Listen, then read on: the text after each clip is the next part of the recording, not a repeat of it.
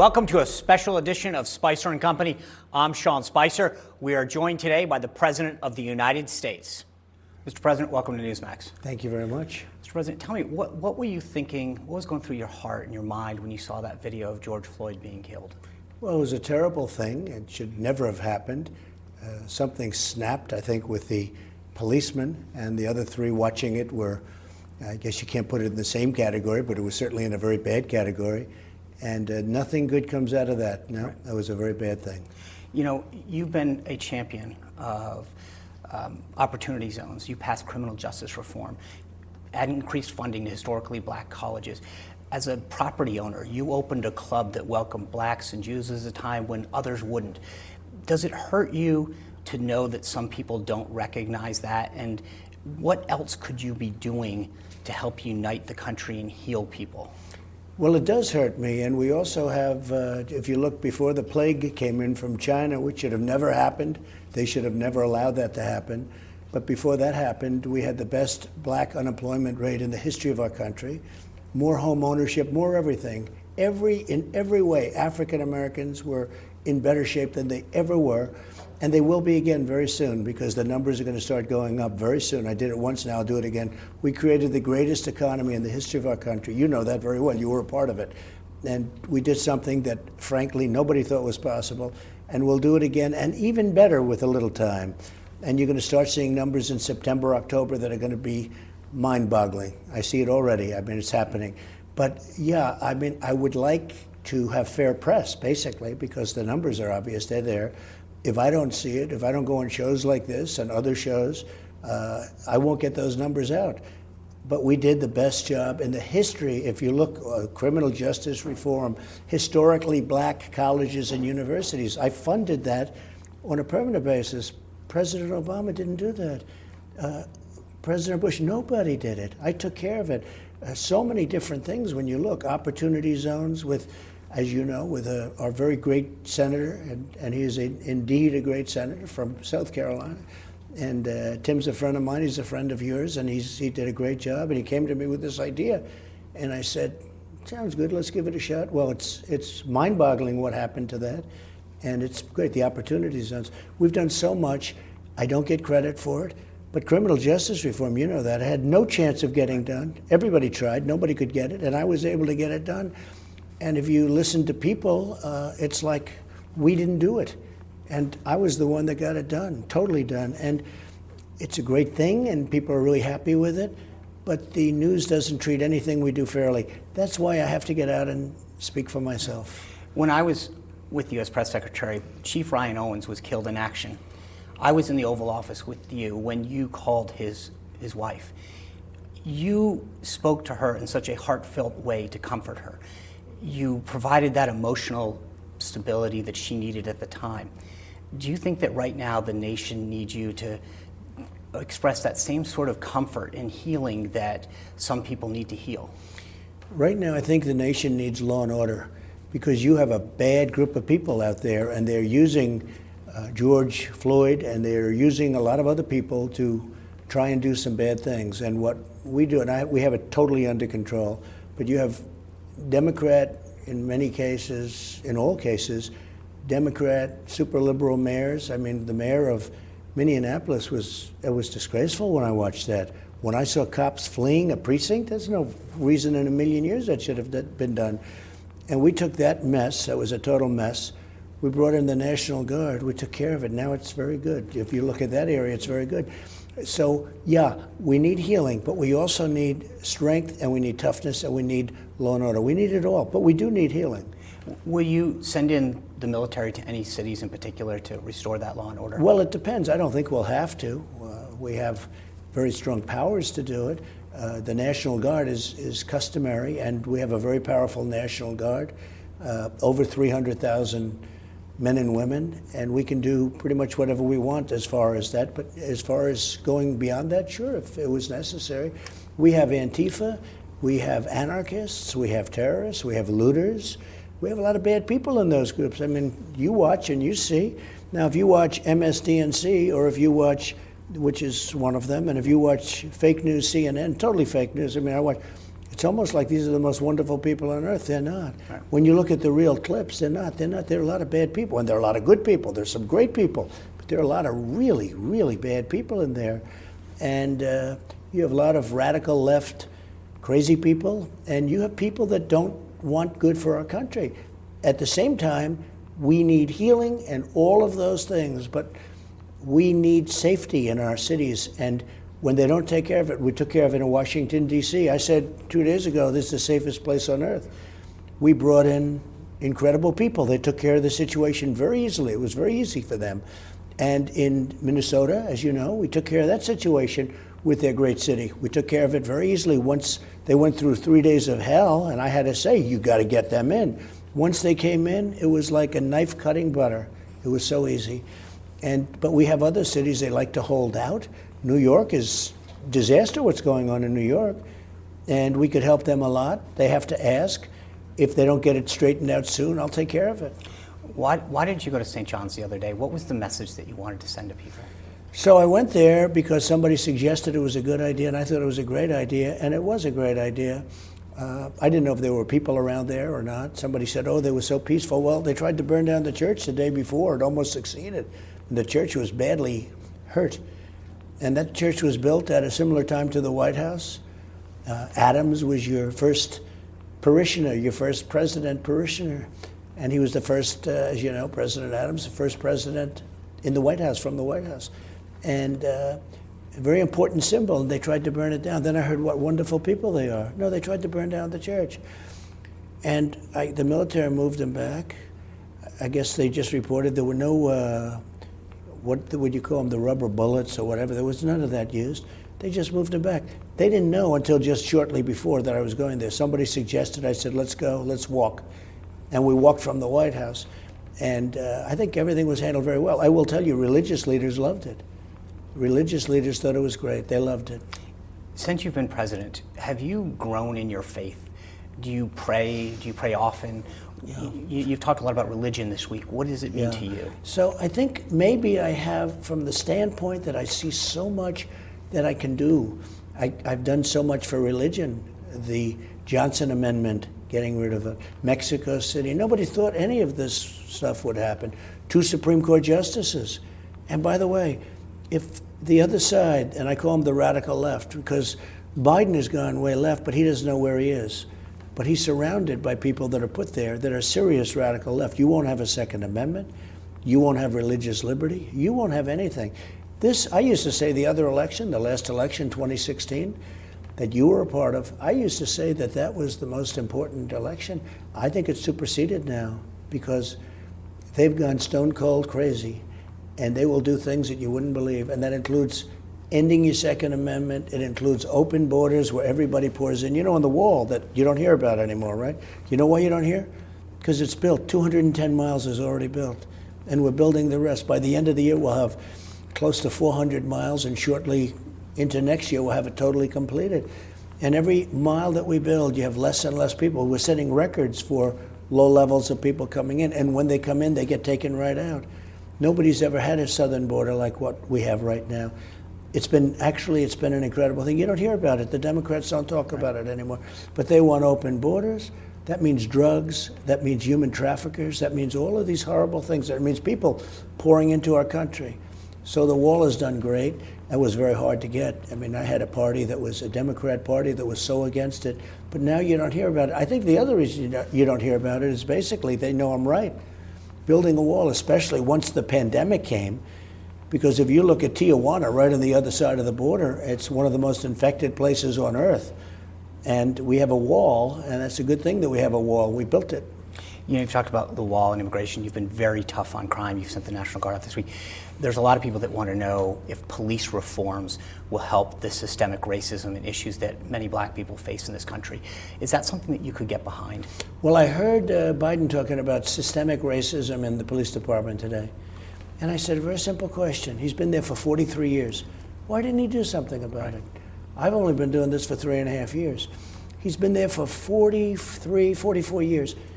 He was there 8 years as vice president. He had plenty of time. I mean, he was taking a lot of vacations, taking it easy, sending his son over to China to pick up $1.5 billion, sending him to Ukraine where he was paid $83,000 a month and $3 million up front or something.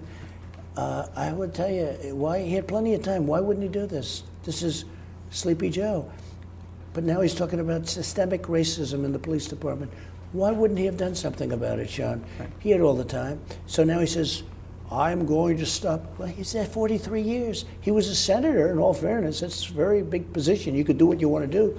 But then he was vice president for 8 years. He hasn't done anything except things that were bad for the black population. Very bad. African-American population was treated very badly by Biden. He didn't know it, and he doesn't know it now, honestly, because I don't think he knows where he is. Last week, you signed an executive order asking the Federal Communications Commission to look into Section 230 of the Federal Decency Act. The Federal Trade Commission, though, was also part of your executive order. Would you like the Federal Trade Commission to look into these social media platforms in terms of unfair trade practices?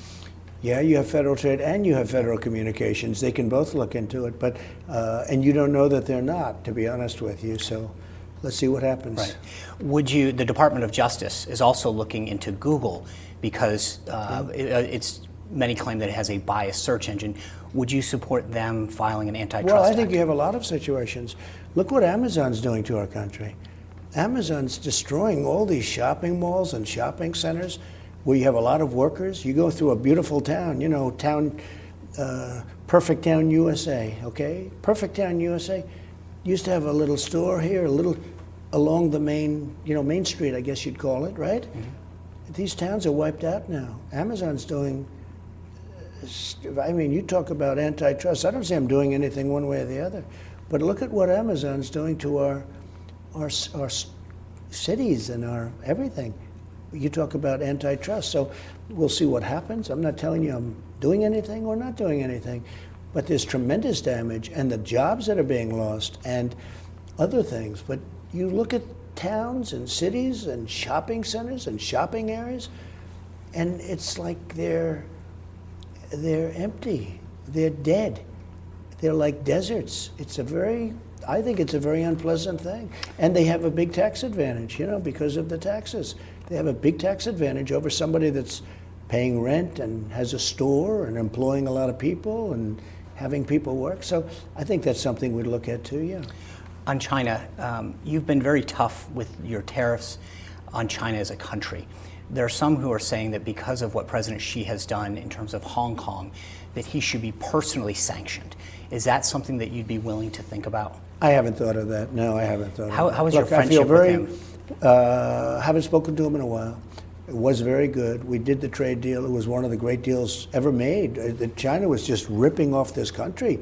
China was taking out $500 billion plus a year for many years. 500 billion, not million, 500 billion.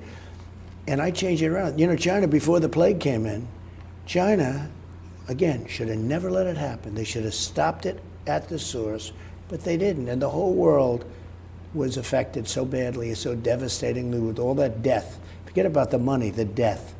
But the ink wasn't even dry on the trade deal when this happened. But China, before the plague, China had the worst year they've had in 67 years. That's because of me. Now, I don't say that with pride, but what's happened is China's been ripping off our country for 30 years, for longer, but for 30 years. The World Trade Organization's been a disaster with respect to China, and so has the World Health Organization, which we've now officially pulled out of. So it's a very, very sad thing has happened with China. But they certainly took advantage of. They're considered in the world trade. They're considered a developing nation. China's not a developing nation. China's a very powerful nation, and they're developed. And we're all developing nations. We're developing too, I guess, right? I said if China's a developing nation, then we're a developing nation. But by having that status, as you understand very well, because you understand trade, by having that status, they have tremendous advantages over the United States. And it's not acceptable. And I let them all know it a long time ago, and it's happening now. I was speaking of the World Health Organization and what's going on here. We haven't heard a lot from Dr. Fauci in the last little while. A lot of these mayors and governors were all talking about social distancing and not gathering in large groups a couple weeks ago. I haven't heard a lot about social distancing and gathering since all of these large protests and riots. Isn't it interesting? Does that mean that social distancing is over? Does that mean that we don't? No, it's not over. It's like you keep away. Like, I'm glad we're a little bit closer than you. I mean, I've done some interviews with a person so far over you don't even know what they're saying. But no, it doesn't mean that. And people are getting, we want to be back to normal, but it's a little bit soon. But I watch these protesters, and they're the ones that are all claiming social distancing, everything else. It's really interesting.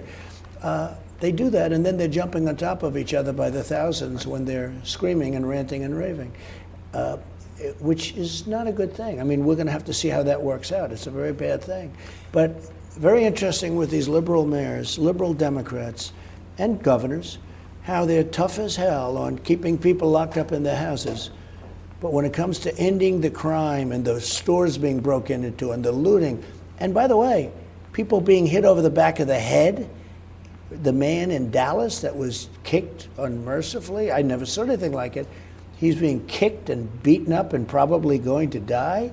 You look at all of this stuff, the woman who gets hit by a 2x4, nobody ever mentions that. But you look at what goes on. But the liberal mayors, they keep you locked up. But when it comes to the looting and everything, they're very weak on crime. But I think they're going to lose an election because they are weak on crime. I watched Joe Biden talking about crime the other day. He's so weak on crime, you'll never stop the problem.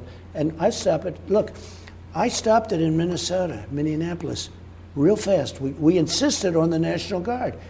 It's up. It was brutal. They were, as you know, we said, took over the police department, took over the precinct. They took it over. Everybody, the cops were running. Those cops don't run. They were told to leave. They should never happen. That was a horrible signal. Super liberal mayor. He was crying. He was crying. Isn't that nice? But the mayor can't cry in cases like that.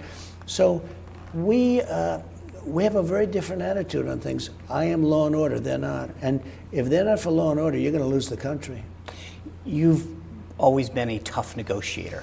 Since you've been president, who's the toughest person that you've had to negotiate with? Well, I think the hardest are the, I say, okay, people always ask, who's the toughest? Is it Russia?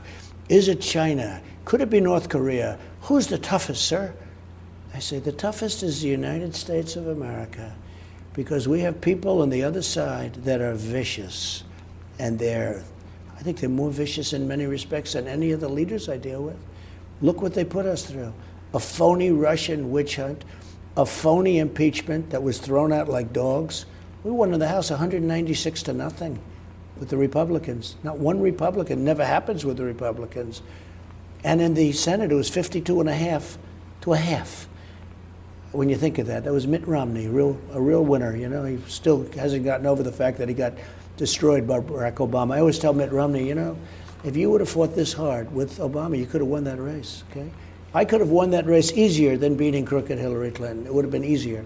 But we have to have a country that's unified. But the most difficult people to deal with are the Democrats, because sometimes I think they don't love our country. And that's a very sad thing. You have a picture of your dad right behind your desk. You've always spoken fondly of your father, Fred. If he could see you now as President of the United States, what do you think he'd say? Well, he always had great confidence in me, but I don't think he ever saw this was something that I was going to do. One day I said, let's do it. We did it, and I won. He always thought you'd be a great businessman, but the idea of running the free world. He was always good. Look, I had a great business and did really well with my business, and I loved it.